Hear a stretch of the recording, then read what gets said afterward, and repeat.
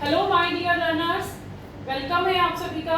आज मैं आप लोगों के लिए लेकर आई हूँ एक्सरसाइज 1.1 क्वेश्चन थर्ड का थर्ड पार्ट। क्लास 10th की हम एनसीईआरटी के क्वेश्चंस को डिस्कस कर रहे हैं कंटिन्यूएशन में।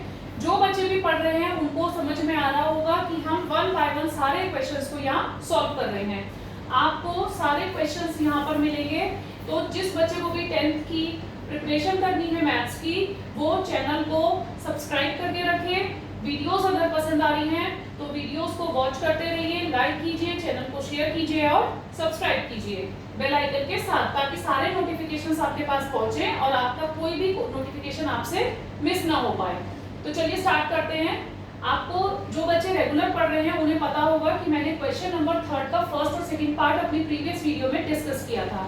अभी हम डिस्कस करेंगे पार्ट 3। तो इसमें मैंने आपको क्या सिखाया था, प्राइम फैक्टराइजेशन मेथड से आपको बताना है इन नंबर्स का, इन इंटीजर्स का एलसीएम और एचसीएफ। तो चलिए कैसे करेंगे। प्राइम फैक्टराइजेशन से सबसे पहले हम इनके फैक्टर्स निकालेंगे। 8 का फैक्टर निकालेंगे।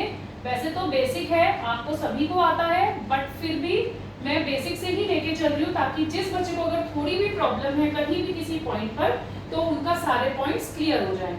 2 4s are 8, 2 2s are 4 and 2 1s are 2। इस तरीके से हम प्राइम फैक्टराइजेशन से फैक्टर्स निकालते हैं, ये आप सभी को पता है। ऐसे ही अब हम निकालेंगे 9 का। 3 3s are 9 and 3 1s are 3। अब हम करेंगे 25 के factors. 5 5s are 25 and 5 1s are 5। तो इस तरीके से आपको तीनों नंबर्स के क्या मिल गए, फैक्टर्स। वो अब यहाँ लिख देंगे। 8 के फैक्टर्स आपको मिले 2 into 2 into 2 एंड 9 के फैक्टर्स आपको मिले 3 into 3 और 25 के आपको फैक्टर्स क्या मिले 5 into 5। अब हमें क्या निकालना है, LCM and HCF in integers का। तो सबसे पहले एचसीएफ हम फाइंड आउट करेंगे। एचसीएफ मैंने आपको क्या बताया था, जो नंबर तीनों में सेम हो। जैसे कि 2 इनमें सेम नहीं है, 3 इन दोनों में नहीं है और 5 इन दोनों में नहीं है। तो इट मींस कोई भी नंबर ऐसा नहीं है जो तीनों में सेम हो। तो हम अगर इनके आगे बेटा into 1 लिख देंगे तो क्या कुछ चेंजेस होगा, नहीं। लेकिन क्या हुआ, 1 अब तीनों में कॉमन हो गया।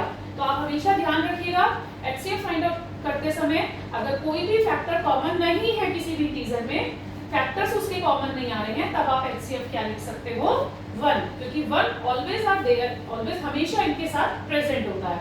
अब एलसीएम की अगर हम बात करें तो एलसीएम में मैंने आपको क्या बताया था, जितने भी फैक्टर्स है सबको हम नोट डाउन कर लेते हैं। Like 2 into 2 into 2, 3 into 3 and 5 into 5। ठीक है, और 1 तो है ही साथ में, आप लिखिए या मत लिखिए। तो अब इसके बाद में मल्टीप्लिकेशन कीजिए। 2 2s are 4, 2s are 8 into 3 3s are 9 into 5 5s are 25, 8 9s are 72 into 25 और इन दोनों की आप मल्टीप्लिकेशन करोगे तो आपको मिलेगा आंसर 1800। तो इस तरीके से आपका एलसीएम हो गया 1800 एंड एचसीएफ हो गया 1। तो आई होप आपको क्वेश्चन क्लियर हुआ होगा। बहुत बेसिक से मैं लेकर चली हूँ ताकि किसी भी बच्चे को कोई प्रॉब्लम ना हो। मिलते हैं नेक्स्ट वीडियो में 4th क्वेश्चन के साथ। तब तक बने रहिए, चैनल को सब्सक्राइब करके रखिए। Bye bye, take care.